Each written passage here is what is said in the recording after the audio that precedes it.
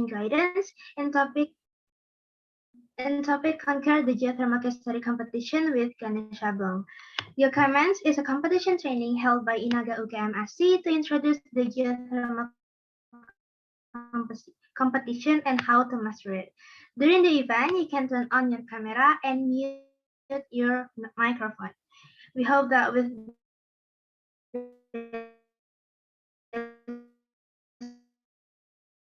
competition training, we can gain more together. Okay, begin. Finish. Introduce me, I am Enika Aidina from Geological Engineering UGM Batch 2020 as your MC for today's event.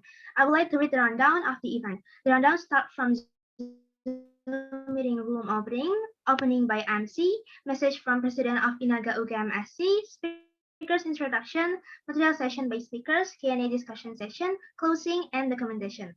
Let's move to the next agenda. We will hear the speech from Mas Advan as the President of Inaga UGM SC. For Mas Advan, the floor is yours. Good evening, the honorable speakers from Ganesha Blong team and all of the attendees of tonight's training on geothermal case study competition. I am speaking on behalf of Inaga UKMSC. Let me introduce myself. My name is Advan. I am the current president of Inaga UKMSC, or Indonesia Geothermal Association, UKM Student Chapter.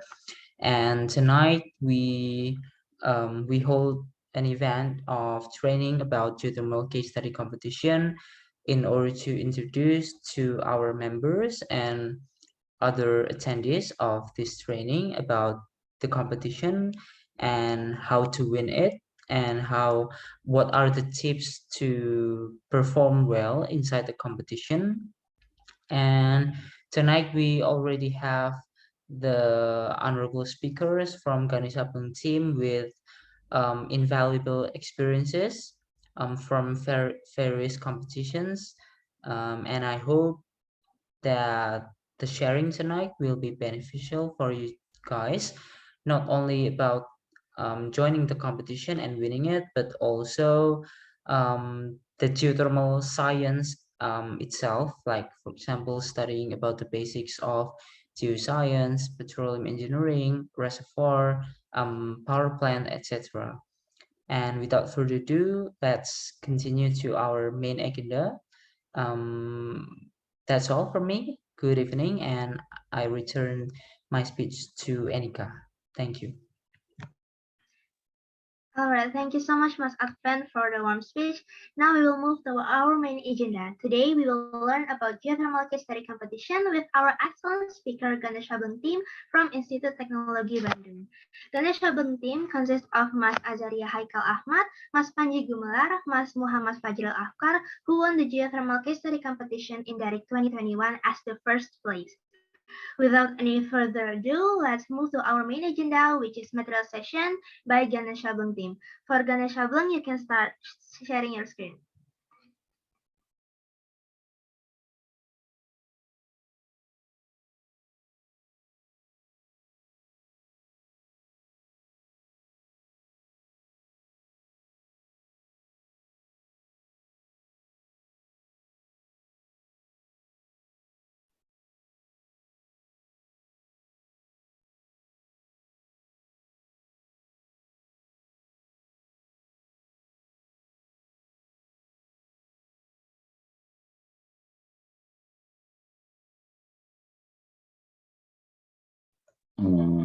Punten, ini nggak bisa share screen saya.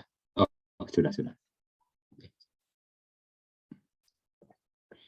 Oke.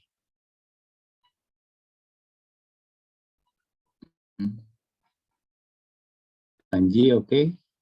Fajril. Okay, let's go. Okay.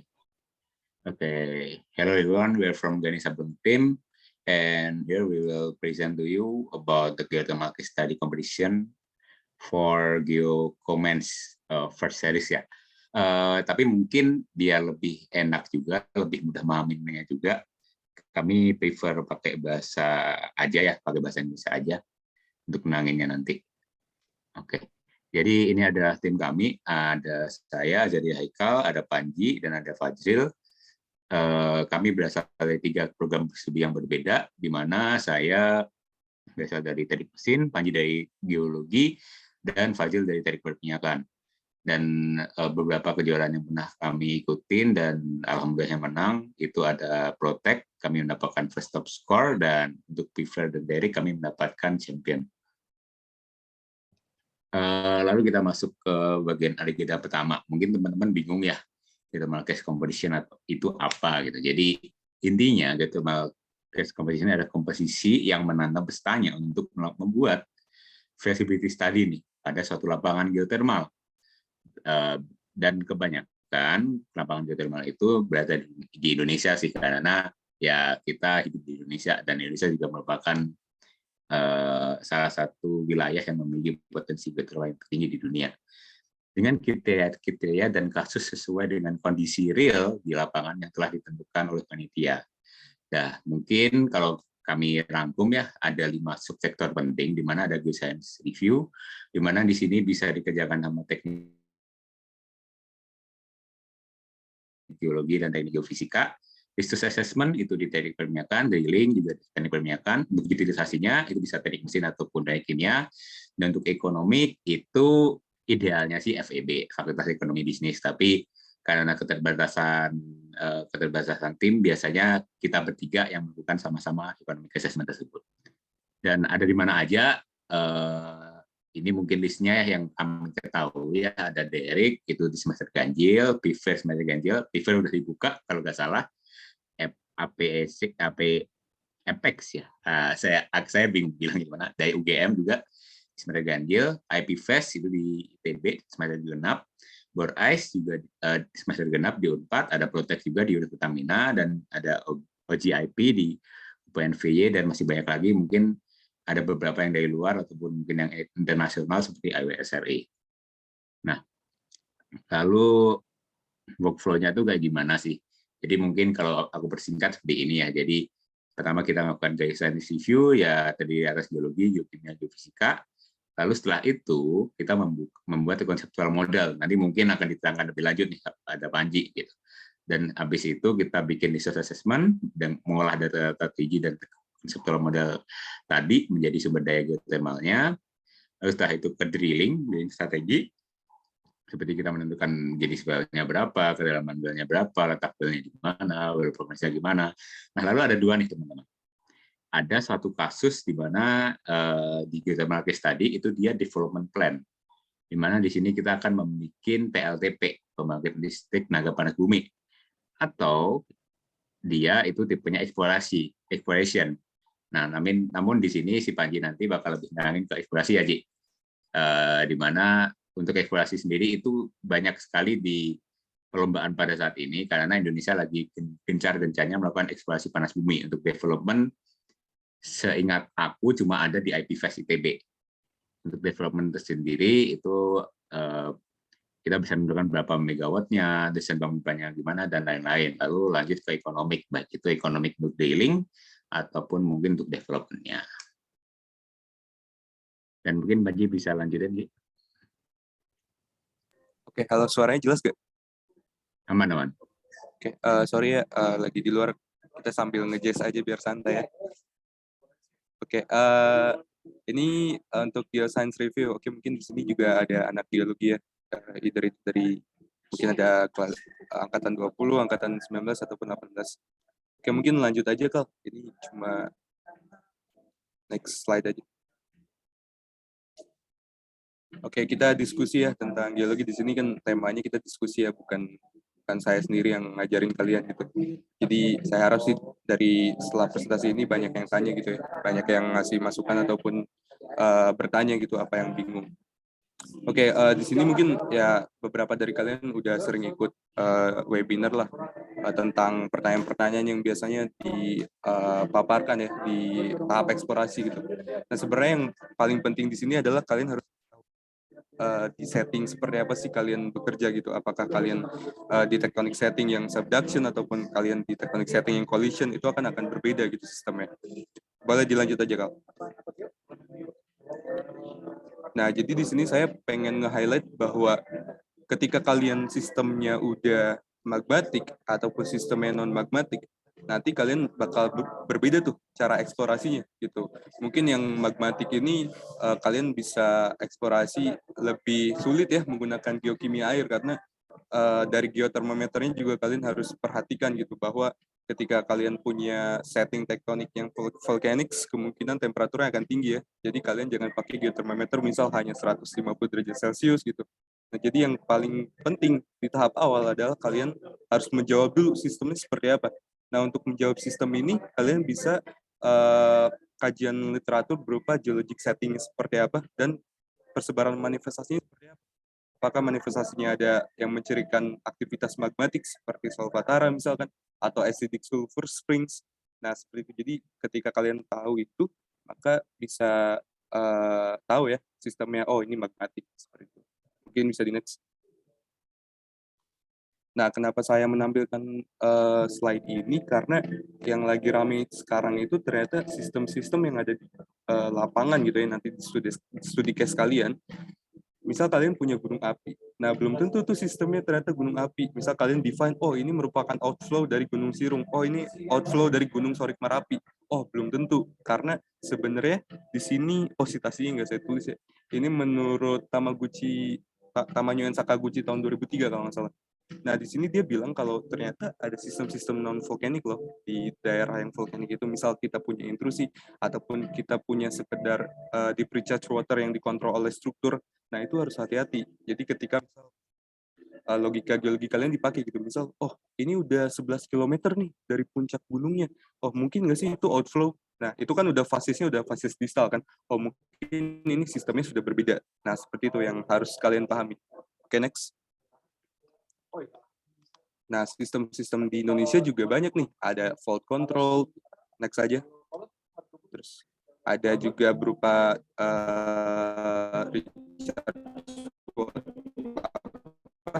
sedimentary basin gitu ya, biasanya di lapangan-lapangan yang emang dia punya gradien geotermal tinggi karena memang burialnya tinggi ya, jadi dia berasal dari pembebanan sehingga konturnya agak naik tuh di bagian sedimentasinya, seperti itu.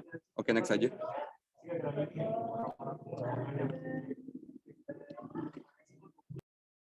Nah, oke. Nah, jadi setelah kalian tahu nih, kalian udah kajian literatur, misal lapangan kalian nanti ketika studi case di bagian NTT, misal.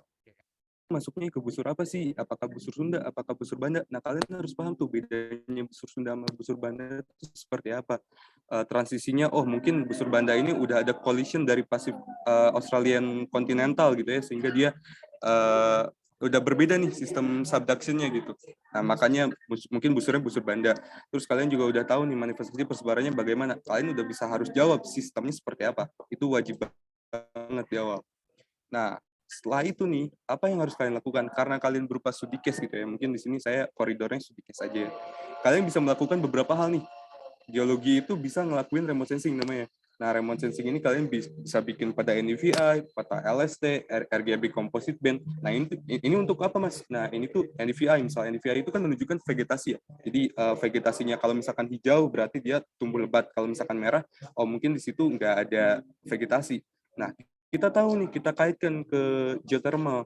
Oke, daerah yang nggak ada vegetasi, jadi di situ adalah ultrasi geothermal. Ataupun mungkin aja di situ adalah tanah beruap misal, ataupun hot ground atau steaming ground segala macam, itu nggak akan ada vegetasi di situ. Jadi kalian bisa melihat tuh fitur-fitur tersebut. LST juga penting, kalian bisa melihat fitur-fitur thermal. Oh ini ada anomali thermal nih. Oh mungkin aja nih di sini ada manifestasi gitu yang mungkin nggak disediain datanya seperti itu. Jadi ini bisa kalian tambahkan nantinya di analisis kalian. Oke lanjut.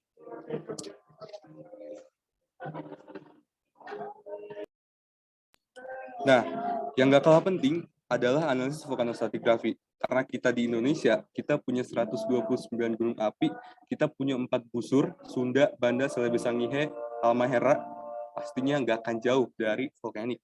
Nah, makanya kalian harus paham, khususnya geologis yang ada di sini, yang hadir di sini, kalian harus paham nih tentang konsep vulkanostratigrafi. Oke, yang belum belajar, jadi vulkanostratigrafi itu intinya sederhananya kita ingin mencari pusat erupsi, di mana pusat erupsi itu bisa menjadi heat source nih untuk kita. Nah, kalau kalian baca nih di paragraf kedua terbawah, knowing the possible of heat source, possibility heat source-nya kalian bisa tahu. Oke, heat source-nya dari magmatik ternyata. Oke, heat source-nya dari gumuk ternyata. Nah, itu yang harus kalian define ya. Nah, jadi di sini ya singkat aja, ada gumuk, kuluk, bergada, manggala, busur. Yang paling penting biasanya di geothermal system itu adalah kuluk ya. Jadi kumpulan batuan endapan yang dihasilkan oleh satu atau lebih titik erupsi yang membentuk satu tubuh gunung api. Bisa kalian lihat Toba lah. Toba itu kan kaldera yang sangat besar ya. Oke, mungkin itu bisa dibilang satu manggala, beberapa kaldera gitu. Kemudian bisa dibilang Brigada Toba. Nanti ada lagi kuluknya, anak-anak Tobanya itu. Nah, itu kalian harus define. Kalian nggak sesederhana, oh ini sistemnya dari Gunung Toba nih. Nggak, mungkin aja dari anak-anak Tobanya itu loh. Karena gumuk-gumuk sistem aja. Misalnya contohnya di Sorik Marapi. Mungkin di sini ada Advent, ada teman-teman yang udah pernah di Sorik Marapi. Nah, itu ternyata punya gumuk-gumuk berbeda tuh di situ. Jadi mungkin aja sistemnya bukan dari Sorik Marapi, tapi dari anak-anak gunungnya. Kayak gitu. Nah, kemudian intinya kita lihat citra satelit itu bisa mengidentifikasi morfologi dari eruption centernya berupa lava dome, cinder cone, kawah, kaldera, volcanic neck. Seperti itu. Nanti kalian bisa tahu source-nya dari mana, dan kalian juga bisa tahu reservoir rock-nya itu seperti apa. Lanjut. Ini contoh-contoh foto aja ya di lapangan seperti ini loh. Untuk yang volcanic. Lanjut lagi.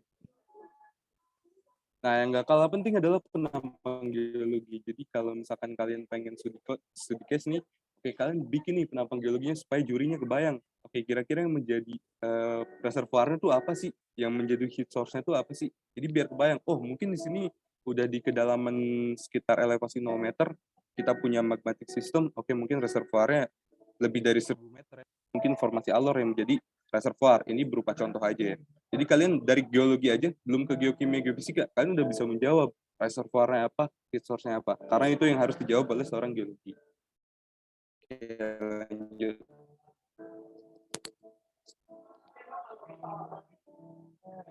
Nah, yang nggak kalah penting adalah atrasi. Mungkin di sini saya nggak akan terlalu bahas detail lah, cuma ini pengetahuan aja untuk kalian karena di beberapa case seringkali tidak ditemukan adanya data alterasi ya. Cuma intinya alterasi ini kalian bisa gunakan juga untuk mengetahui sebenarnya temperatur pembentukannya berapa. Jadi kalau misalkan kalian nggak ada data geokimia air, nggak ada data manipulasi, data-data alterasi ini bisa kalian gunakan untuk mengidentifikasi temperatur pembentukan dari mineral-mineral yang kalian temui. Lanjut aja. Nah, mungkin yang sering digunakan untuk geothermal system itu kan zona-zona dari Corbett and Leach tahun 1997 ini ya. Jadi kita punya strongly acid condition berupa advanced argillic atau argil zone, hanya disusun oleh clay minerals, misal kaolinite, montmorillonite, sericite, chlorid gitu ya. Yang kalian biasa bilang, oh cap rocknya clay cap nih, clay cap. Nah, itu masuknya ke argillic zone nih, dan kalian bisa gambar nih kontur isotermalnya jangan lebih dari 200 derajat Celcius gitu, karena clay cap atau montmorillonite sendiri dia temperaturnya kalau nggak salah kurang dari 180 derajat Celcius gitu. Jadi pada penggambaran kontur isotermalnya itu di bagian cap rocknya jangan terlalu tinggi tuh temperaturnya gitu, bahaya. Kalau kayak gitu seneng dong ya ketika kita well targeting, wah di kedalaman kurang dari 500 meter aja kita udah dapat tinggi banget tuh temperatur gitu, seneng kita.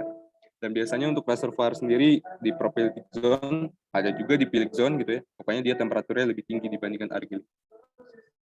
Oke, lanjut aja.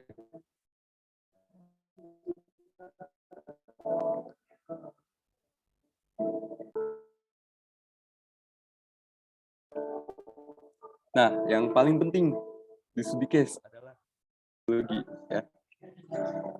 Jadi struktur geologi ini kadang dikasih datanya, data-data besar, kadang nggak dikasih gitu. Nah, struktur geologi ini sebenarnya kalian bisa tarik berdasarkan analisis citra ya. Bisa kalian pakai Demnas, bisa kalian pakai LIDAR segala macam lah. Nanti kalian bisa tarik-tarik tuh fitur yang lurus. Nah, biasanya dari school UGM saya kurang tahu ya, tapi dari school saya sendiri itu biasanya kita pakai 4 arah pencahayaan, terus kita tarik-tarik fitur kelurusan berupa offset pada bukit, kemudian sungai, segala macam lah. Nah, itu bisa mengindikasikan bahwa adanya zona sesar di bagian situ. Seperti itu. Lanjut aja.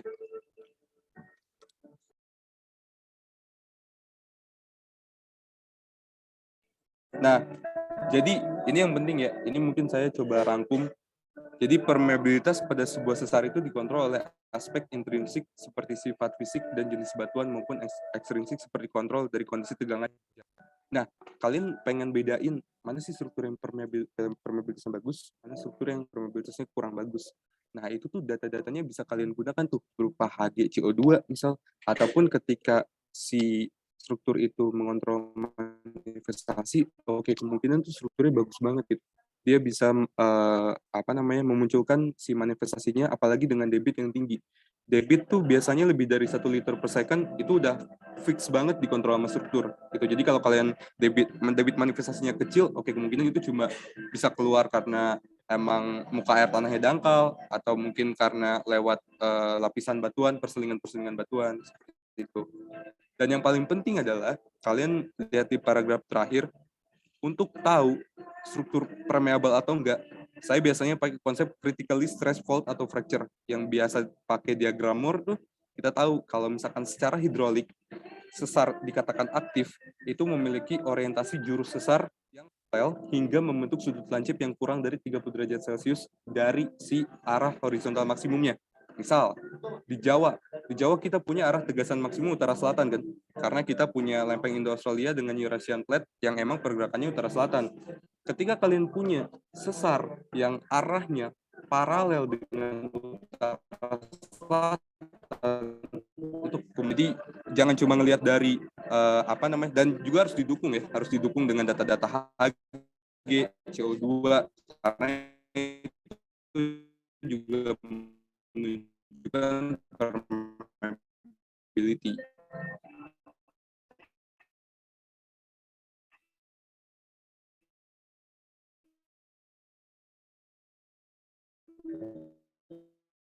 Ya,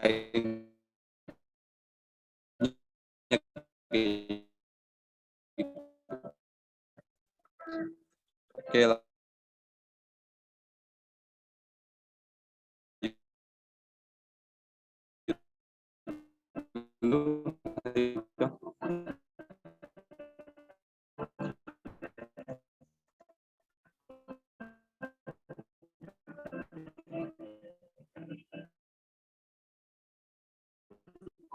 Nah, oke, ini udah lanjut ke geokimia ya. Jadi dari geologi kalian udah bisa define heat source-nya apa. Tuh.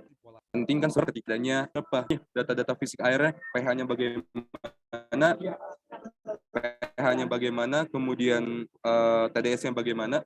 Kalau misalkan TDS-nya kecil, kemudian pH-nya juga netral, oke, kemungkinan itu air yang keluar dari reservoir, dan itu bisa digunakan untuk geothermometer misalkan, ataupun bisa untuk kan geoindikator ya, kita bisa tahu outflow sama upflow-nya. Oke, lanjut dulu. Nanti kalau ada yang mau ditanyakan tentang ini boleh. Nah, ini untuk geoindikator ini juga penting, apalagi untuk studi case ya, datanya juga terbatas. Jadi di sini kalian bisa define, kita kan untuk unsur-unsur kimia itu kan ada yang reaktif, ada non-reaktif ya, menurut Gibbon tahun 1991. Jadi reaktif itu intinya dia unsur-unsur yang reaktif. Jadi ketika fluida itu naik nih, berinteraksi dengan batuan, biasanya dia bertukar tuh. Gitu, karena kan NaK, Mg, Ca, CO2 itu biasanya ada pada batuan. Sedangkan yang non-reaktif ini, dia biasanya ada pada air dan tidak suka bereaksi dia. Makanya kenapa klorida disebut air reservoir, karena ketika dia berinteraksi dengan batuan, komponennya akan tetap gitu. Yang ada mungkin dia bertambah karena unsur-unsur lainnya berkurang. Kayak gitu. Nah, ini ada upflow ketika kita punya Na per K yang rendah, HCO3 per SO4 yang rendah. Ya kalian bisa baca sendiri di Nicholson tahun 1993. Oke, lanjut.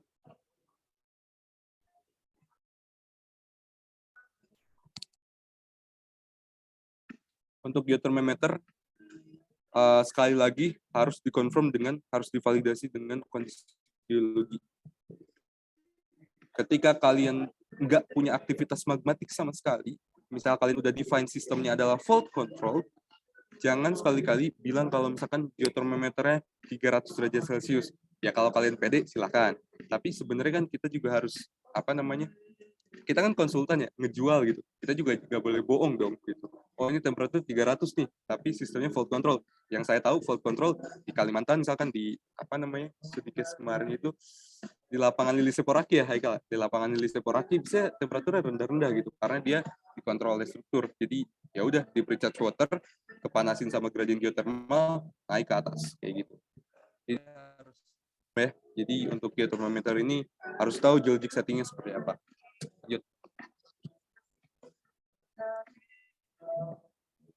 isotop juga bisa kalian gunain, tapi jarang sih sebenarnya untuk isotop ya. Biasanya datanya isotop juga kalian bisa tahu arah aliran fluidanya. Kalau kalian udah ngambil mata kuliah geokimia geothermal, misal kalian bisa tahu nih recharge waternya dari mana, apakah dari air meteorik, apakah dari magmatic water, apakah dari seawater.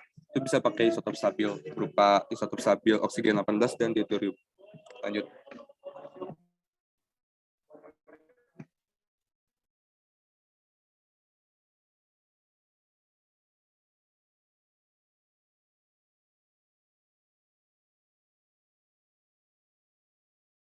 Nah, kalau kalian dikasih data gas, itu juga digunakan ya, jangan lupa. Jadi gas juga sama, ada yang reaktif, ada yang inert, ada yang take part in a chemical equilibration, dan juga ada yang bisa digunain untuk source of gasnya. Jadi source of gasnya apakah dari radiogenik, apakah dari magmatic input, atau dari meteorik.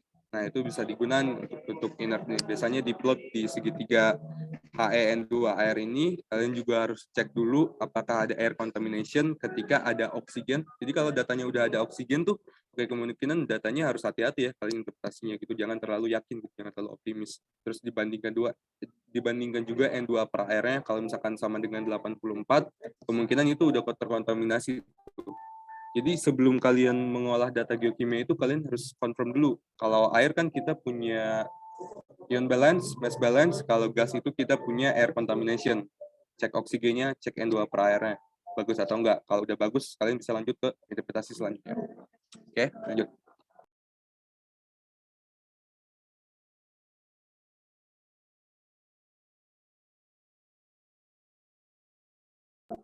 Nah, yang nggak kalah penting dan biasanya dilupain adalah kalau kalian punya data soil, Hg, ataupun CO2. Nah, tapi biasanya di sedikit tuh gak dikasih ya biasanya. Tapi kalau kalian rajin, mungkin kalian bisa cari datanya di mana untuk nge-support drilling target kalian. Kalian udah punya sesar, misal yang ngontrol manifestasi, oke, pakai konsep stress critically teori, ketika dia arah tegasan utamanya paralel dengan si sesarnya, oke, permeable. Tapi kalian juga harus confirm lagi dengan data geokimianya, Hg dan CO2-nya. Apakah dia ada anomali? Kalau di situ ada anomali, kalian lebih yakin tuh untuk drilling targetnya. Dan itu bisa dimasukkan ke dalam perankingan struktur. Mana struktur yang permeable, mana yang ranking 1, ranking 2, dan ranking 3. Kayak gitu. Lanjut aja, Kang.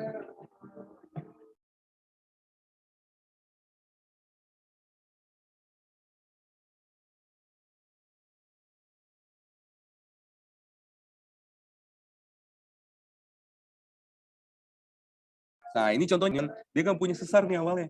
Dia nggak punya sesar sama cuma dari data geokimia ini, CO2 flux, control manifest gitu. Jadi dia bisa tarik nih, oh kemungkinan kelurusan ini merupakan kelurusan yang permeable, yang kemungkinan merupakan struktur geologi. Kayak gitu. Oke, lanjut. Itu BTW analisisnya bisa pakai rigging gitu ya kalian, atau bisa langsung di ArcGIS gitu, dimasukin datanya.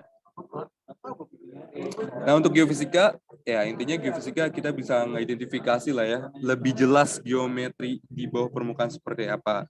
Sekali lagi, geofisika gak bunyi apapun tanpa geologi. Jadi kalau kalian punya data yang kurang dari 10 ohm meter, tapi menurut geologi itu adalah basin clay atau cekungan sedimen di bawah laut, itu juga dia punya nilai yang kurang dari 10 meter. Hati-hati, itu bukan caprock, tapi batuan sedimen yang ada di laut atau sedimen marine. Jadi kayak gitu. Jadi pentingnya kalian membuat suatu penampang geologi tadi di awal, nanti kalian overlay sama data geofisika, kalian bisa tahu mana yang sebagai caprock, mana yang sebagai reservoir. Jadi nggak bias. Jadi kalian jangan sekali tarik kurang dari 10 meter caprock. Nah, nggak gitu, nggak kayak gitu konsepnya.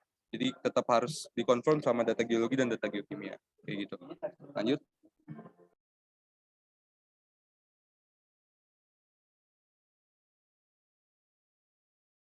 Oke, kenapa saya ngasih ini di slide-nya? Soalnya biasanya kan kita punya high topographic ya, high topographic control. Jadi apa sih istilahnya?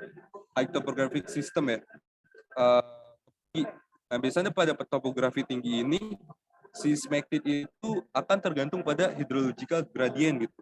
Jadi biasanya kayak PROC itu untuk yang high topographic system itu biasanya dia akan menebal ke daerah outflow dan dia semakin dangkal ke permukaannya.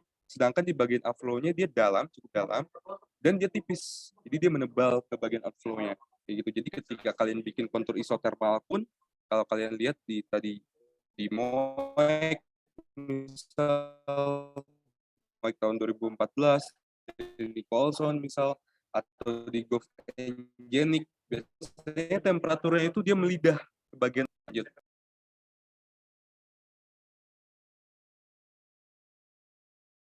Nah, contohnya kayak gini nih. Ini di Gunung Raja Basa kebetulan. Ya, kita lihat ada disappearance konduktif gitu ya. Kita punya Gunung Raja Basa sama gunung apa yang lebih tua? Saya lupa namanya. Pokoknya dia thick and flat konduktif di bagian outflow tuh menebal dan dia biasanya makin dangkal ke bagian outflow gitu. Relatif dari permukaan. Kayak gitu. Lanjut.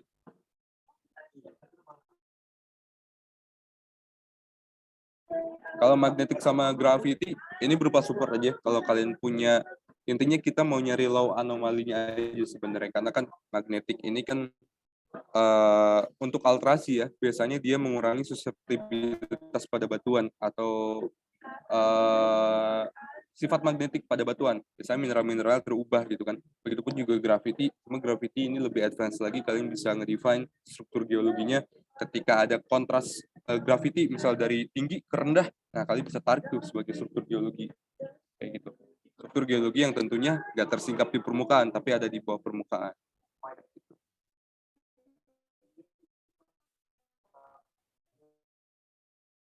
Lanjut.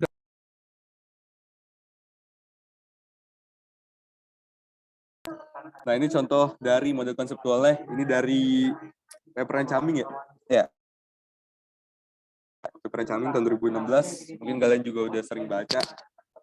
Well Caming. Oke. Nah di sini kita punya P10, P50, P90. Nah biasanya kita define untuk P10 itu dengan probability of success yang 10%. Artinya kita ngedefine area-area yang seluas mungkin, yang masih mungkin ada potensi gitu ya. Tapi untuk P90 ini kita lebih yakin gitu.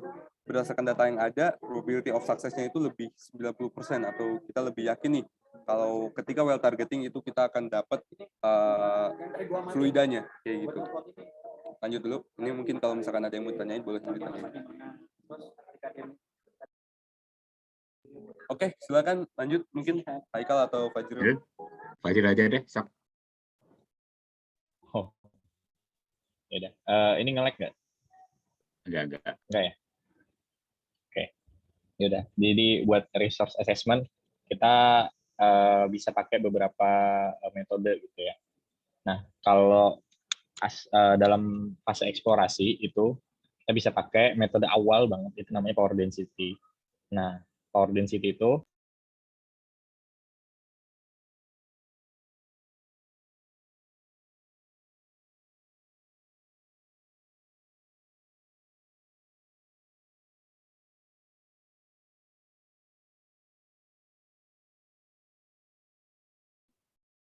Mohon maaf Mas, sepertinya ke-mute.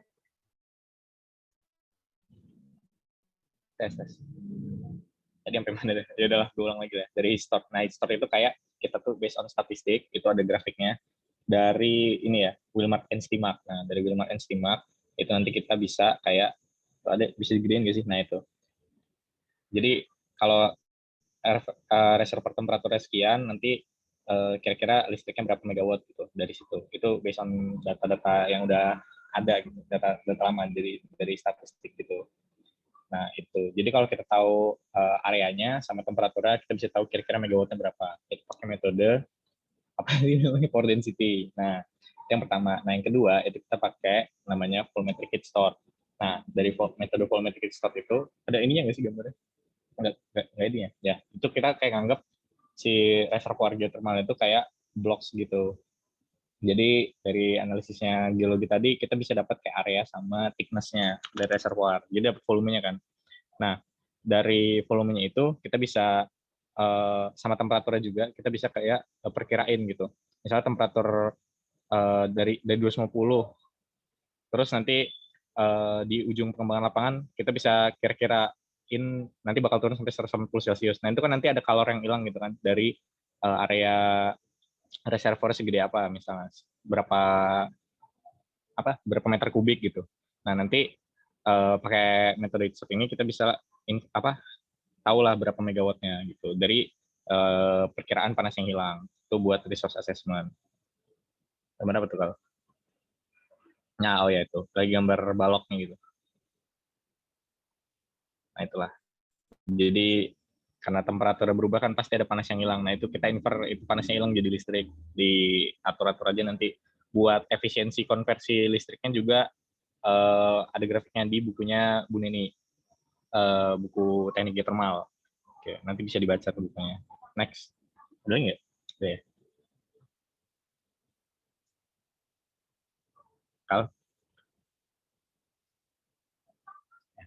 Intinya dua itu ya. Apa namanya? Ada heat store sama power density. Mungkin sebagai tips juga ya. Sama Tadi kan si Panji kan bilang, aduh, sorry. Aku offin video ya kayaknya unstable. Tadi kan si Panji bilang P10 itu probability of success 10%. Jadi kadang-kadang ada orang yang bilangnya itu P10 itu probability of success, kadang-kadang probability of fail. Jadi misalkan kalian membaca jurnal-jurnal, coba cek kembali P10 atau P90-nya itu apa. Dan untuk dari data research assessment itu bisa digunakan untuk power plan nih, teman-teman. Jadi semisal probability of fail 90% atau probability of success 90% itu potensinya cuma 20 megawatt, ya jangan kembangkan lapangan 20 megawatt nih, karena nanti bakal ada decline. Namun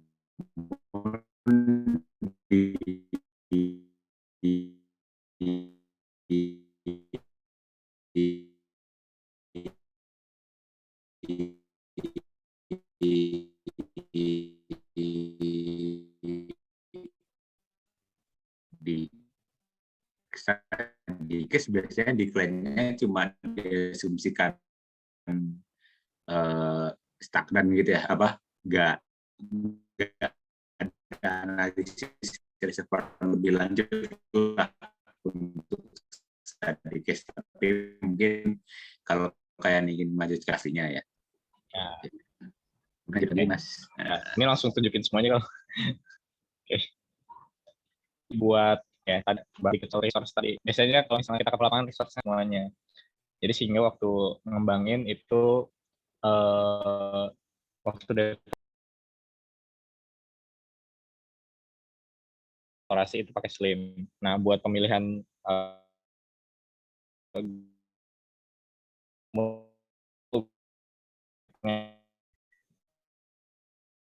nah itu ada di situ ya. Oke. Nah, terus apa lagi ya? Nah, kedalaman sumur ternyata dari geologi bisa kayak tahu zona clay cap-nya di mana, reservoir gimana. Nah, biasanya kalau kata dosen gue itu kedalaman sumur itu mulai dari top of reservoir sampai 1 km. Jadi dari survei sampai bawahnya caprock tuh sampai top of reservoir berapa, misalnya 1 kilo. Nah, nanti tambah satu lagi buat nembus zona reservoir 1 kilo. Jadi total kedalamannya 2 km gitu. Oke, itu buat kedalaman sumurnya. Terus selanjutnya ada well prognosis. Nah, prognosis ini kita bikin perkiraan gitu dari geologinya, kira-kira problematika apa aja nih yang bakal dihadapin waktu ngebor gitu. Nah, itu kan kalau misalnya udah ngelakuin prognosis, kita bisa lebih siap menghadapi masalah-masalah yang ada di sumur. Misalnya di zona clay cap gitu, banyak clay yang reaktif sama air gitu. Jadi lumpur pengeborannya itu bisa didesain untuk men-tackle masalah itu gitu. Jadi prognosis ini berguna banget buat ngatur drilling programnya. Terus lagi, oh ya, nih letak sumur yang di sebelah kanan. Nah, jadi letak sumur yang di sebelah kanan buat well targeting itu tadi benar-benar diskusi sama geologisnya. Biasanya sumur yang ditargetin itu area-area yang high permeability. Karena kalau low permeability buat apa nanti nggak ngalir kan fluidanya gitu. Jadi ya itu buat letak sumur. Terus apa lagi? Sebenarnya bisa juga ditambahin kayak analisis buat material casingnya gimana. Itu bisa bikin drilling program lengkapnya. Cuman bisa karena nggak ada yang TM di sini, apa UGM nggak ada minyak nggak sih?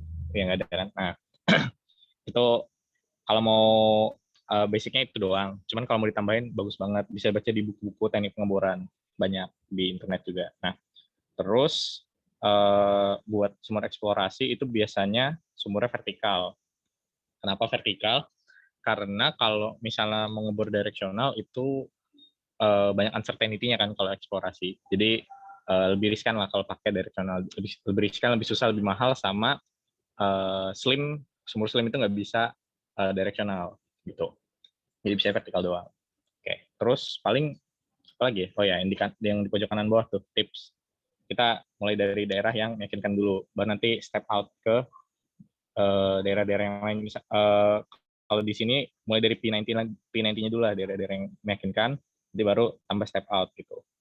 Nah, buat sumur eksplorasi yang dibutuhin itu minimal kalau mau akses resource-nya secara 3D kan, atau mau bikin model reservoirnya di 3D model, nanti buat tahap selanjutnya itu butuhnya minimal 3 sebenarnya.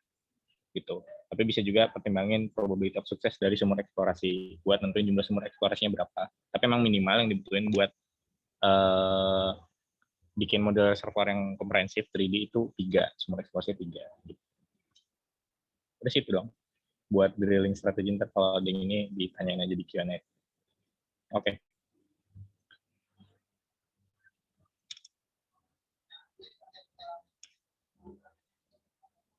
Lalu untuk utilisasi panas bumi, jadi mungkin di sini aku lebih fokus ke power plant karena setahu aku belum ada lomba-lomba yang ngomongin direct use.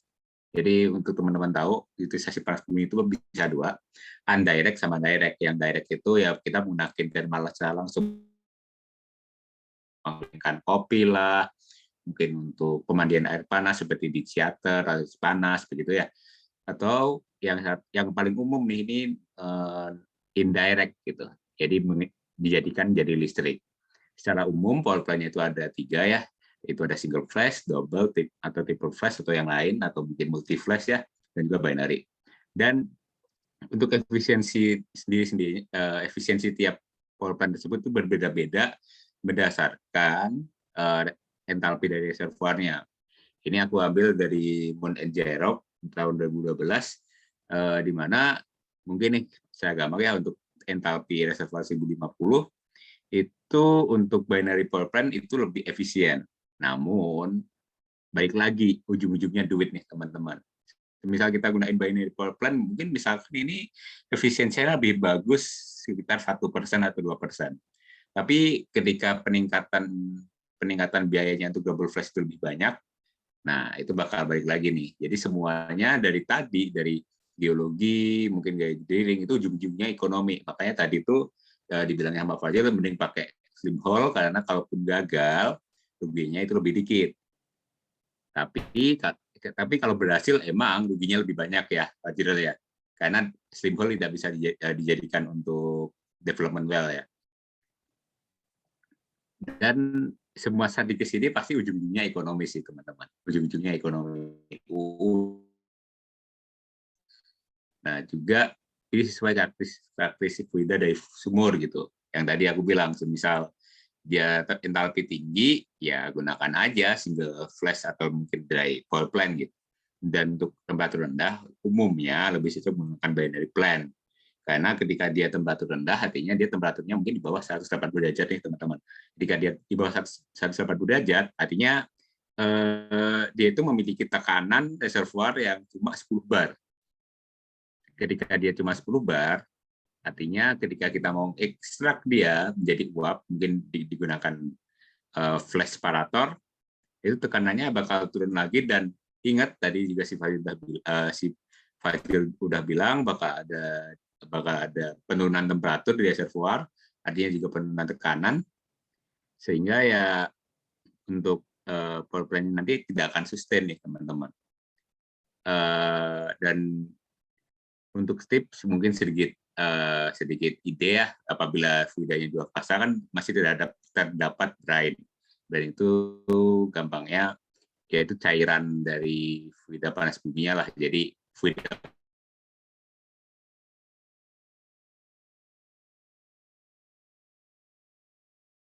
masukkan injection well biasanya. Tapi ini biasanya masih panas nih, itu bisa digunakan untuk binary plant. Mungkin dengan fluida kerja yang temperatur titik didihnya lebih rendah. Namun balik lagi, UUD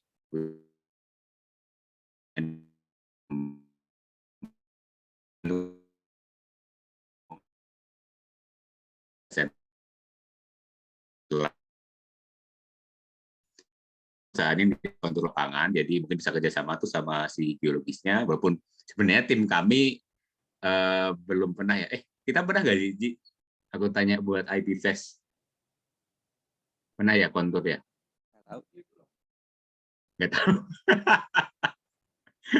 Jadi di sistem ground system atau pipeline gampangnya ya itu kita harus ke lapangan karena semisal dia fluidanya 2 fasa nih, dia nggak boleh naik ke atas bukit nih teman-teman. Jadi mungkin dia harus dipisahkan dulu nih mungkin dengan satelit. Dimana satelit itu dia ini satelit ya gambarnya satelit. Jadi dia beberapa well digabung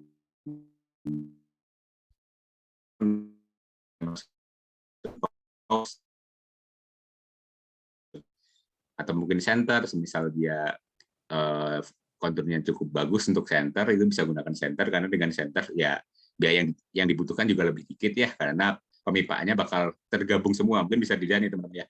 Kalau misalkan kita pakai satelit, kita butuh kalau ada 2 separator, kita bakal butuh 2 perpipaan brine. Tapi untuk center, dia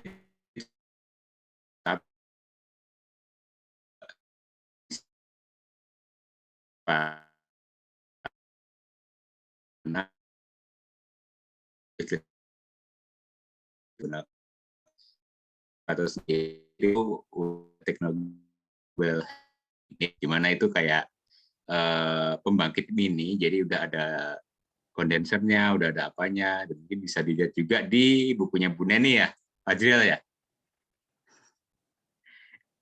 Dan juga perhatikan aspek teknis seperti pressure drop dan lain-lain, dan ekonomis juga biaya pemipaannya, karena semakin panjang pipa, semakin butuh biaya, dan power plant-nya bisa semakin tidak ekonomis. Karena di Indonesia sendiri, kita akan menggunakan feed-in tarif, mungkin teman-teman bisa lihat ya, jadi untuk pembangkit kecil itu pembelian listriknya itu lebih gede lah. Misalnya kita udah mengembangkan besar langsung, itu lebih rugi dalam tanda kutip.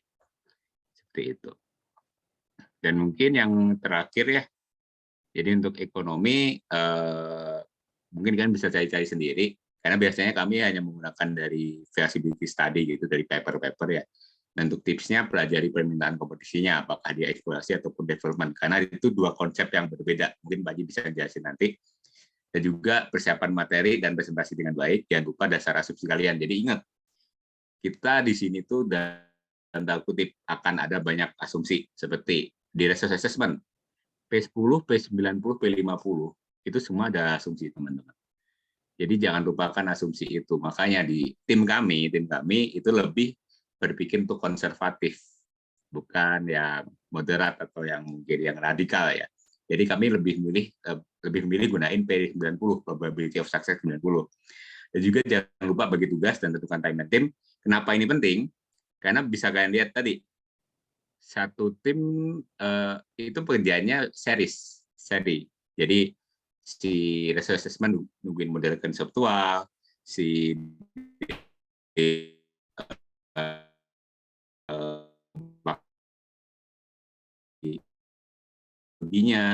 dia dari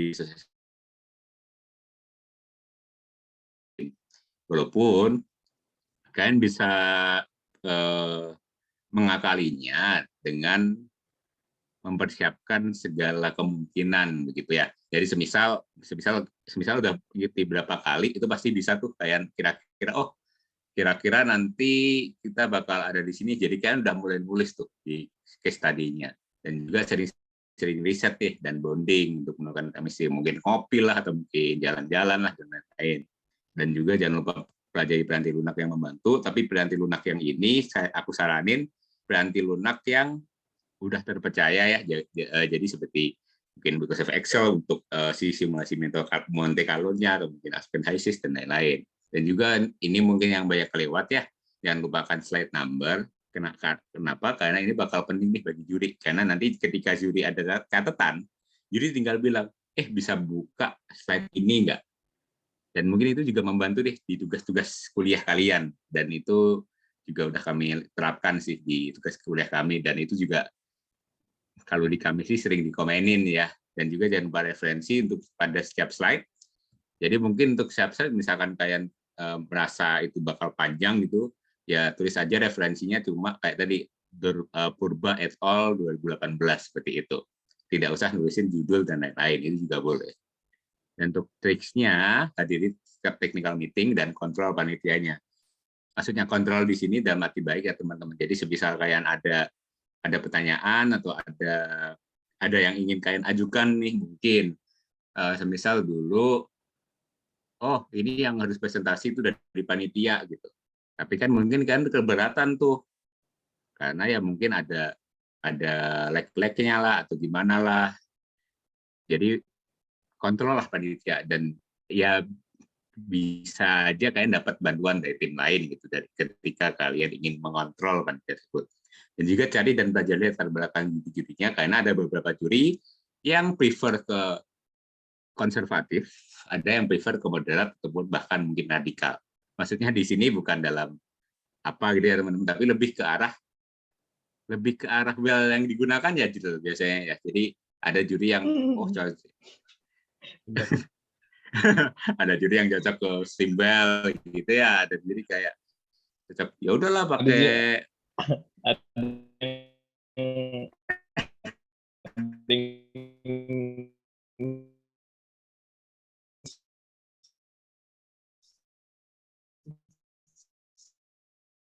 nggak boleh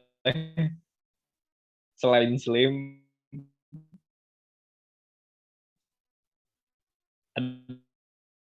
yang nggak boleh slim. Jadi mungkin sedikit info juga ya teman-teman, kenapa simbol agak ditolak di Indonesia, karena jujur aja untuk simbol lebih sulit ya Jil sebenarnya dari dirinya ya.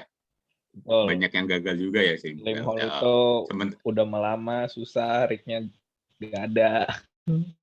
Nah itu. Lebih ke rignya nggak ada sih. Iya, lebih ke aspek non teknis sih sebenarnya, bukan teknis ya. Dan juga untuk yang terakhir mungkin ini jangan lupa baik dari pahlawan gitu, siapa tahu bahasanya datang pada saat itu juga. Dan ini juga kami rasakan sih kemarin tuh di mana ya, aku lupa ya, ada lawan yang pengen gak dijadwal karena dia ada kuliah atau apa, kita ACC gitu. ACC nggak apa-apa, nggak usah takut gitu. Ya bisa aja gitu bahasanya pada saat datang pada saat itu juga. Dan alhamdulillah pada saat itu ya datang pada saat itu juga ya Ciril. Juara satu ya Ciril. Juara satu. Ada juga kalau tim yang kita minta ganti nih, nggak mau dia. Akhirnya tapi kita yang juara satu gitu. Meskipun ada satu yang nggak bisa resign waktu itu. Ya makanya. Ya itulah, itu tips-tips mengakali takdir lah. Enggak juga sih. Oke, jadi paling itu sih dari presentasi dari kami. Mungkin bisa lanjutin ke tanya jawab ya. Alright, thank you so much for the material session. For all participants, now we're in the Q&A session. So please don't hesitate yourself if you have any questions. Feel free to ask. You can simply raise your hand or unmute yourself or drop your question in the question box.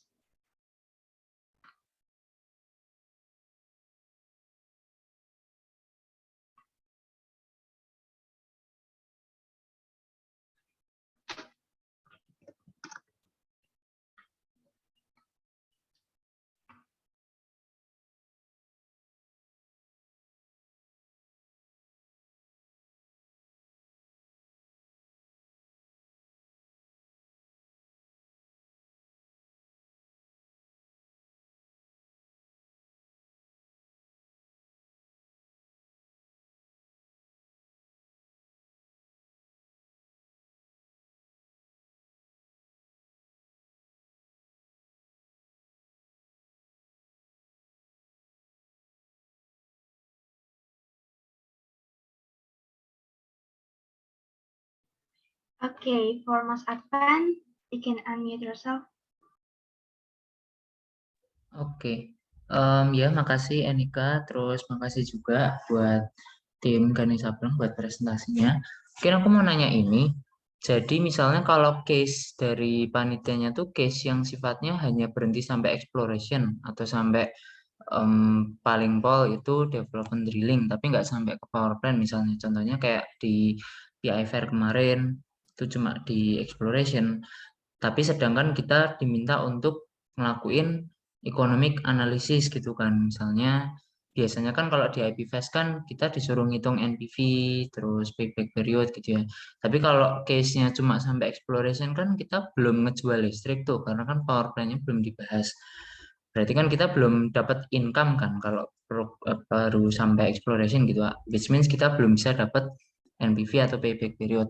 Nah, itu kalau di timnya Mas Haikal dan kawan-kawan, kalau case-nya sampai exploration aja, itu economic analisisnya bahas apa sih? Apa yang dihitung gitu, Mas? Makasih. Oke.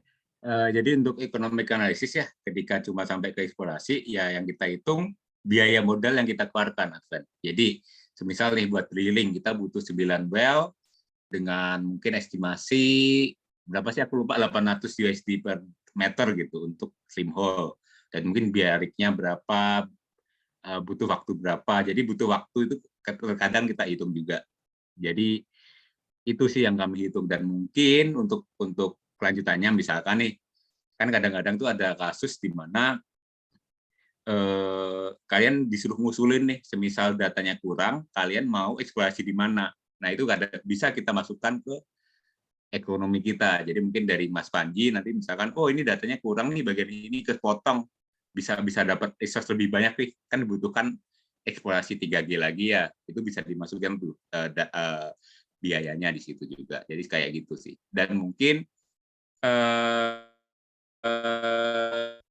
mungkin untuk tambahan ya, Advan mungkin bisa melakukan analisisnya lebih ke sini sih.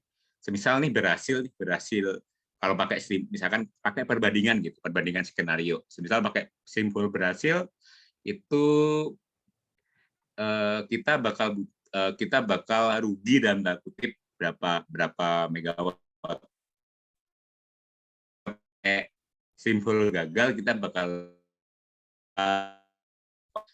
USD. Misal Anda tuh ya ketika berhasil kita bakal untung berapa, ketika gagal bakal untung berapa, itu juga bisa dilakukan di analisis ekonomi di situ. Bisa untuk sebagai tambahan lah, sebagai kenapa kita milih simple atau kenapa kita milih standar atau big hole, seperti itu. Oke, makasih Mas Haikal. Alright, thank you, Mas Advan, for the question. For other participants, if you have any questions, please don't hesitate to ask it. You can simply raise your hand, unmute yourself, or drop your question in the chat box.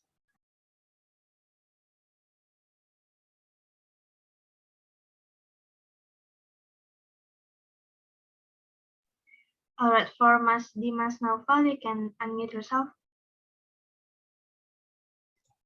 Ya, ini sebelumnya suaraku kedengeran ya? Kedengeran, Mas. Ya, oke, sebelumnya makasih kesempatannya. Mungkin pertanyaanku khusus buat tadi ya terkait sama drilling gitu. Kalau semisal di kayak perlombaan gitu, dalam apa ya terkait drillingnya itu seberapa detail gitu ya? Apakah harus ada kayak simulasi drillingnya gitu kayak pakai landmark gitu atau sejauh mana gitu ya, Bang? Mungkin itu aja sih. Sama mungkin tadi yang buat facilities-nya gitu, apakah emang selalu harus pakai HiSys gitu atau gimana gitu ya? Makasih. Duluan, Fadil gimana? Pakai landmark, Pak Jidil? Oh, oke. Oke, terima kasih Dimas atas pertanyaannya. Really good question. Nah, jadi sebenarnya sedetail apa itu nggak dibahas. Cuman ya what you can do in the time constraint sebenarnya. Karena kalau di case-nya lomba eksplorasi, ngealokasiin waktu ke geologisnya biar analisisnya lebih mantap itu lebih optimal menurut gue kalau case eksplorasi. Jadi ya itu. Terus buat detailing sumurnya apakah harus pakai landmark atau enggak, itu pakai aja kalau mau, nggak apa-apa, malah lebih bagus. Tapi kemarin di 3 lomba yang udah diikutin itu pakai Excel aja, kayak drilling biasalah, mat, terus prognosisnya juga, even ya, sama casing setting depth aja sih, casing setting depth. Even materials kemarin nggak sempat bahas, tapi bisa juga dimasukin. Itu mungkin eval timku sih, nggak bikin casing materials. Sama geothermal nggak pakai tubing kan, jadi casing materials aja buat tahan conditions di bawah gitu. Pakai apa materialsnya? Apa yang stress, apa loads gitu-gitu. Itu bisa gitu. Dan semuanya bisa dilakuin di landmark sih. Jadi jawabannya ya udah pakai landmark aja nggak apa-apa. Tapi pakai Excel juga nggak apa-apa kok. Yang penting cukup inilah, yang penting cukup lah gitu, nggak kurang dan nggak usah terlalu ini juga, nggak usah terlalu detail juga ini analisisnya. Itu mungkin jawaban dari gue. Ya, jadi benar tadi yang katanya dari Fajil ya, kita di si case tadi itu kehalang sama waktu karena bisa kita tahu tadi ya, proses kita itu series bukan paralel. Jadi misalkan kalau kamu mau gunain landmark nih, kamu harus nunggu nih si geoscientist kamu selesai dulu, ya nggak gitu ya, benar nggak? Ya bisa. Soalnya emang butuh banget hasil ininya, ya. hasil analisisnya. Ya kayak gitu. Dan untuk surface facilities sebenarnya nggak wajib menggunakan HiSys ya, tapi yang aku saranin di sini kenapa aku saranin belajar HiSys karena di HiSys itu kalian dalam tanda kutip lebih simple gitu teman-teman. Jadi kalian cuma tahu hasil masukannya apa, keluarnya berapa, keluaran exhaust-nya berapa, itu bisa menghasilkan energi berapa. Sebenarnya bisa aja kayak manual gitu. Manual seperti ketika mengerjakan termodinamika atau mungkin yang lain ya, make flow dan lain-lain. Tapi ya itu bakal membutuhkan banyak waktu gitu. Kecuali kalian udah bikin template gitu ya, misalkan panjang pipanya segini, dimasukin tekanan segini dengan temperatur segini, nanti heat loss-nya segini ataupun mungkin pressure loss-nya segini, ya it's okay pakai Excel buat hal itu. Tapi HiSys itu memudahkan dan gunakanlah HiSys sebelum dilarang karena dari yang beberapa lomba yang aku jalani itu walaupun kita tidak punya lisensinya, walaupun kita masih crack lah ya, itu nggak bakal dipermasalahin. Tapi itu nggak bisa kita lakukan ketika kita udah kerja nanti. Perusahaan kita harus punya lisensinya dulu baru kita bisa gunain HiSys ataupun yang lainnya seperti itu. Nggak aku wajibin kok juga. Contohnya juga kalau di kami kan ada kuliah teknik panas bumi ya, itu juga diajarin secara manual kayak gimana. Tapi ya itu lama. Ya gajil, lama gajil. Enggak, pakai Excel aja bentar. Paling sehari. Ya begitu. Paling sehari. Ya begitulah Mas. Mas siapa tadi? Dimas ya? Dimas.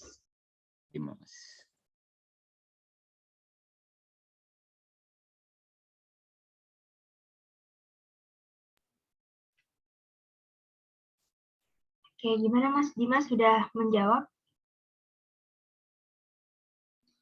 Oke, makasih Mas Dimas atas pertanyaannya. Untuk Mas Mbak yang lain, kalau mau tanya masih bisa, soalnya kita masih punya waktu sampai jam 9.25 untuk session.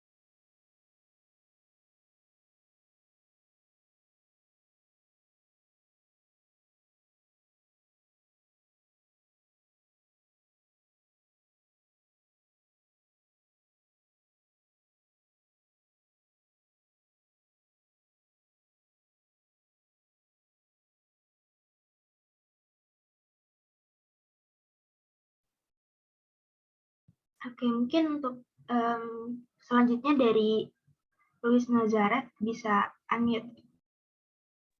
Iya, selamat malam, Mbak. Ya, selamat malam, Mas sekalian juga. Izin bertanya, Mas. Saya kan ini dari Universitas Pertamina, jurusan Teknik Geofisika. Nah, untuk saya juga baru familiar lah sama lomba studi case geothermal. Jadi kalau untuk tim dalam studi case geothermal itu berarti lebih pasnya itu harus mencari rekan yang dari multi jurusannya kayak geologi sama perminyakan gitu ya, atau apakah cukup dengan geofisika dan geologi saja ya kalau untuk lombanya gitu? Soalnya mungkin kalau dari kami sih kesulitan mencari rekan yang pas gitu kalau dari multi jurusan. Mungkin ada pendapatnya Mas gitu. Makasih Mas. Fajrul mau masih itu dulu, tanggapan dulu. Oh, boleh. Atau Panji mungkin. Atau Panji lah. Panji sebagai Panji dulu. sebagai anak geologi lah. Ini tanyain di geologi doang cukup gak? Geologi geofisika doang. Cukup lah, udah geologi aja tiga-tiganya itu cukup udah. Cukup.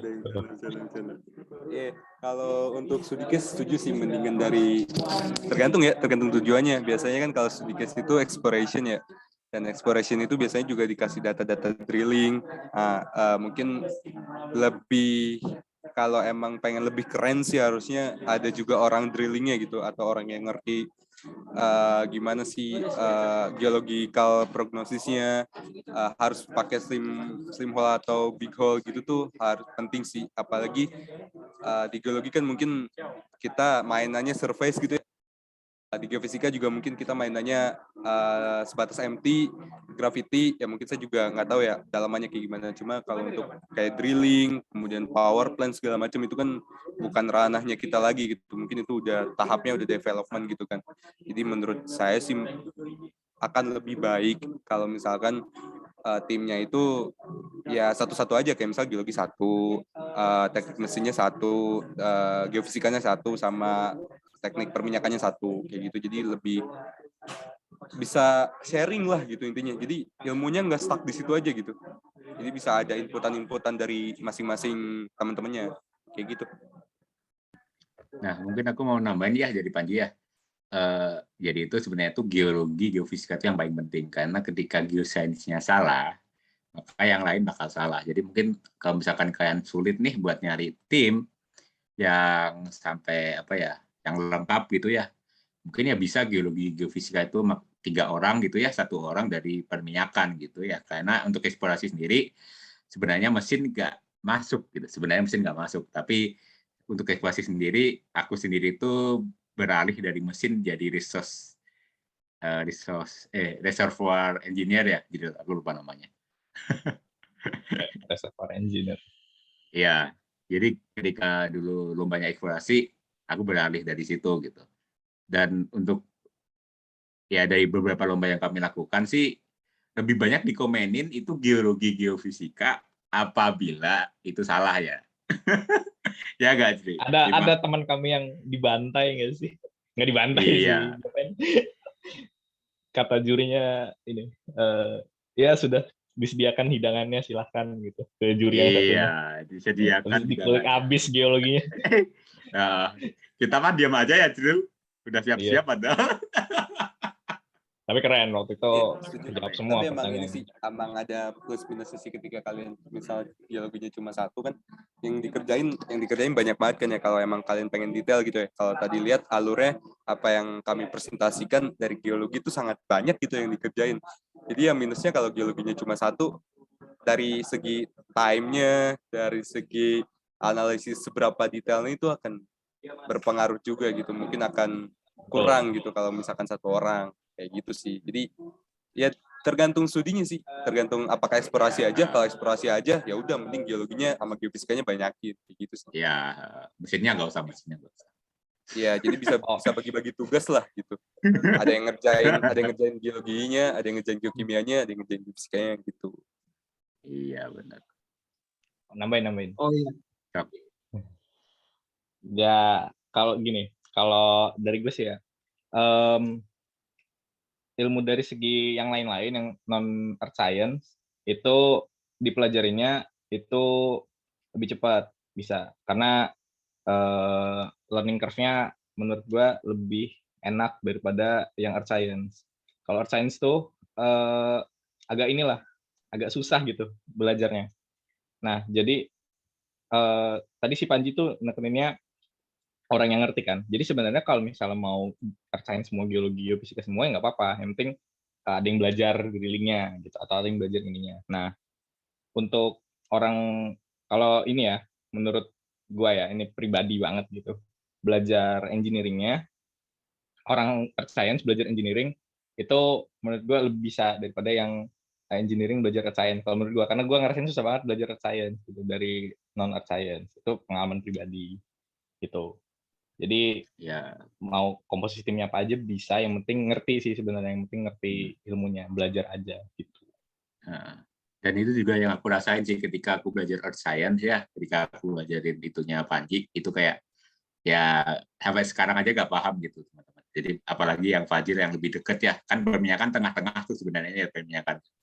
Bisa ke earth science, bisa ke engineering gitu. Apalagi yang kayak dari mesin begitu sih teman-teman. Si Luis ya tadi yang tanya, gitu Luis.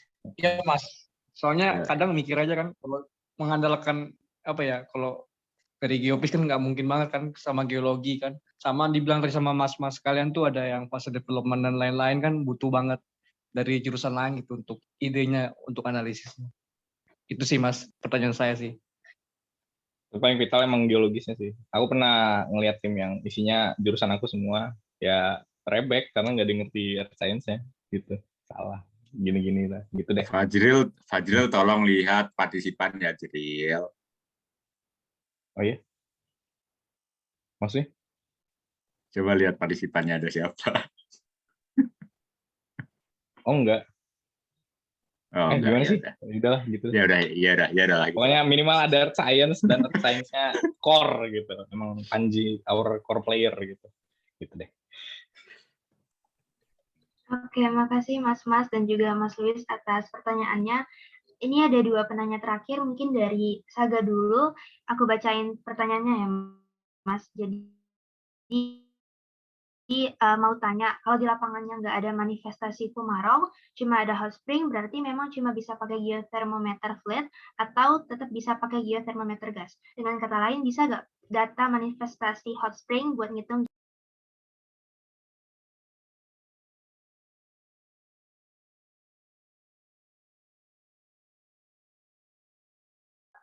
Halo, sorry, tadi internetnya unstable.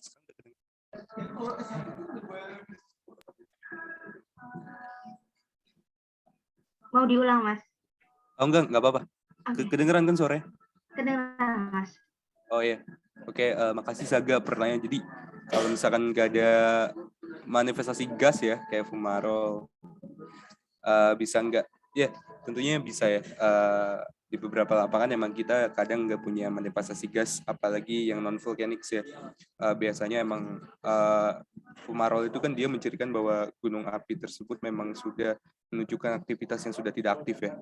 Begitu. Jadi rutenya kan kita punya gunung api tipe A, tipe B, tipe C gitu ya. Kalau misalkan gunung-gunung api tipe A kan biasanya kita nggak akan nemu Fumarol ya. Nemunya mentok-mentok emang udah kawah aja Solfatara gitu yang super banyak gitu.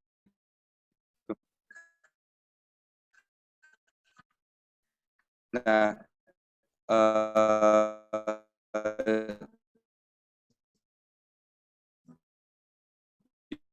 jawabannya bisa banget karena kan di Nicholson sendiri kan dia menunjukkan air klorida yang memang langsung naik dari fluida reservoirnya gitu ya. Nah, itu bisa banget digunain. Tinggal pinter-pinteran,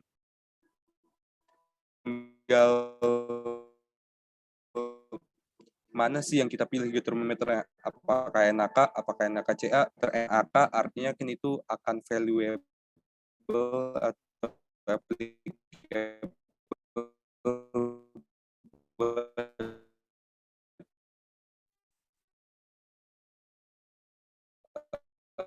temperatur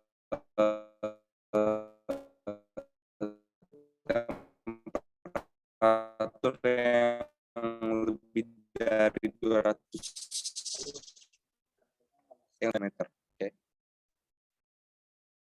Oke, makasih banyak Mas Panji atas jawabannya dan juga makasih juga untuk Saga atas pertanyaannya. Mungkin untuk penanya terakhir bisa dari Mas Atalah Naufal, bisa di-unmute. Ya, oke. Suaranya kedengaran, Mbak? Kedengeran, Mas. Ya. Assalamualaikum warahmatullahi wabarakatuh. Selamat malam sebelumnya teman-teman dan juga abang-abang dari tim Ganesha Blank. Perkenalkan, nama saya Atalah Naufal. Izin bertanya, Bang. Mungkin tadi saya agak miss sedikit pada saat pertimbangan economical consideration-nya ya, Mas. Nah, kalau misalnya di TM kan kita kenal ada yang namanya PSC atau gross split ya. Nah, kalau misalnya kita mau hitung-hitung ekonominya yang geothermal ini, apakah cash flow-nya itu bakalan sekompleks kayak di perminyakan atau dia lebih sederhana gitu, Bang? Mungkin itu yang pertama. Kemudian untuk perihal pengembangannya itu, apakah memungkinkan ya, misalnya kita tuh case-nya cuma disuruh ngembangin ini, tapi mungkin kita buat skenario lain gitu, misalnya ada yang kita pakai enhanced geothermal system, ada yang dalam hal ini secara konvensional aja gitu, dan kita bandingkan. Kira-kira itu memungkinkan juga nggak kalau misalnya kita ikut lomba-lomba seperti ini, atau nggak terlalu perlu gitu loh, Bang? Mungkin itu pertanyaan aku, Bang. Makasih sebelumnya. Oke, oke. Jadi mungkin untuk cash flow sebenarnya nggak seribet. Aku nggak tahu ya, jadi mungkin bisa dilengkapi ya nanti untuk cash flow. Untuk cash flow sendiri yang pernah kami lakukan ya itu nggak akan ribet-ribet amat, karena di sini kita itu bakal ngejualnya listrik. Dan untuk biaya eksplorasi sendiri itu biasanya kami asumsikan dari biaya dari perusahaan gitu loh, bukan government drilling atau apa. Jadi itu mungkin bisa masuk ke dalam saran atau di mana kalau memakai government drilling atau mungkin dari dana utang gitu-gitu ya, mungkin ada yang namanya GRAM, itu mungkin kalau teman-teman tahu, Geothermal Risk Assessment Mitigation gitu, GRAM, itu mungkin bakal lebih ribet karena di GRAM itu sendiri itu semisal kita gagal melakukan eksplorasi, itu biayanya bakal denda dalam tanda kutip utangnya itu diikhlaskan 50%, seingat aku kayak gitu. Jadi nggak bakal seribet lah di cash flow di TM nantinya. Dan untuk pengembangan, apakah bisa menggunakan skenario lain? Bisa tentunya. Tapi gini intinya adalah semisal kita pakainya enhance, apakah benar itu bakal jadi lebih murah? Jadi kita membandingkan dua skenario itu terhadap ekonomi lagi gitu. Karena misalkan enhanced geothermal system by default itu bakal lebih mahal daripada single flash ataupun mungkin double flash dan lain-lain. Mungkin kalau kamu mau membandingkan skenario mungkin gini, antara skenario single flash sama double flash, atau mungkin single flash sama single flash ditambah binary, mungkin kayak gitu it's okay untuk dibandingin. Tapi apabila ternyata nanti hasilnya itu binary itu mungkin lebih mahal atau apa, ya kamu jangan nyantumin di laporan.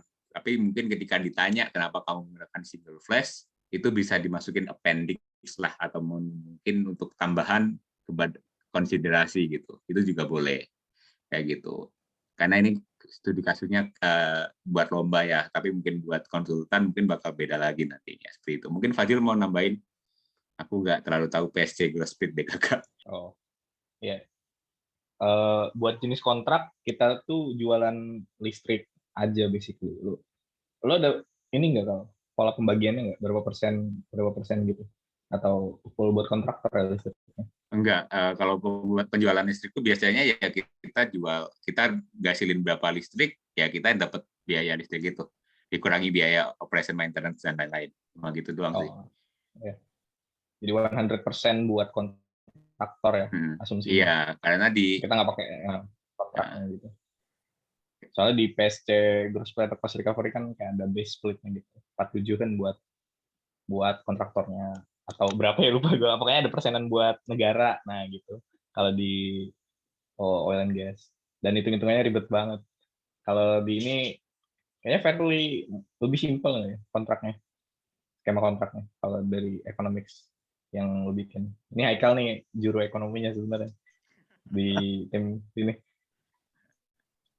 Terus apa ya? Dari segi development tadi butuh atau enggak?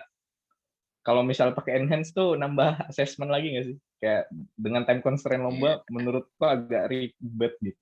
Tapi si Haikal tuh bisa banget tuh yang single flash atau double flash bisa juga. Tapi kalau misalnya sempat dan niat banget bisa juga dibandingin pakai enhance.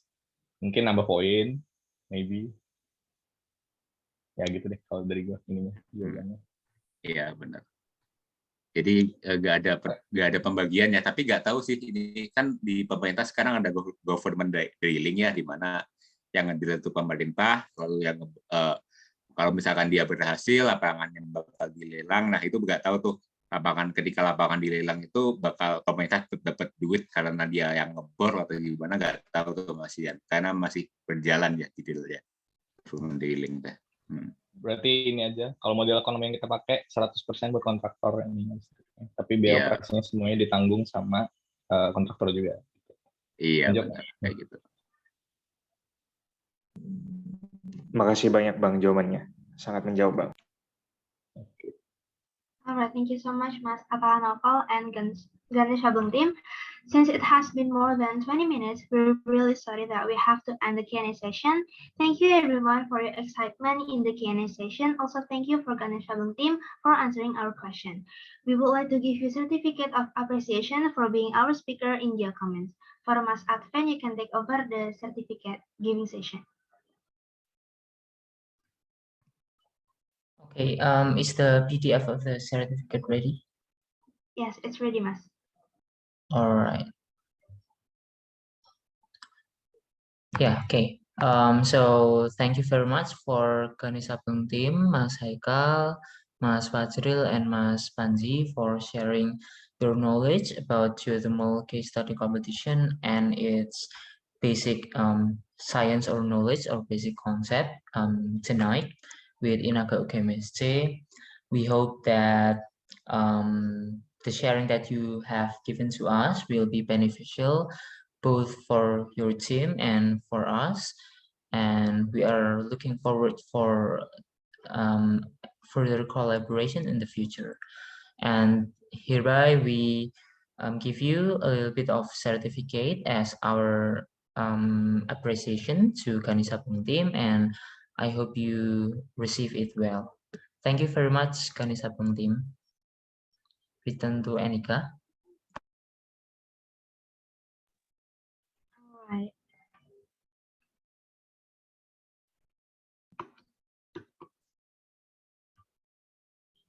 Okay, before we close today's event, we will have a documentation session. So please, for all participants, please turn on your camera. Maybe we will wait until 9:37.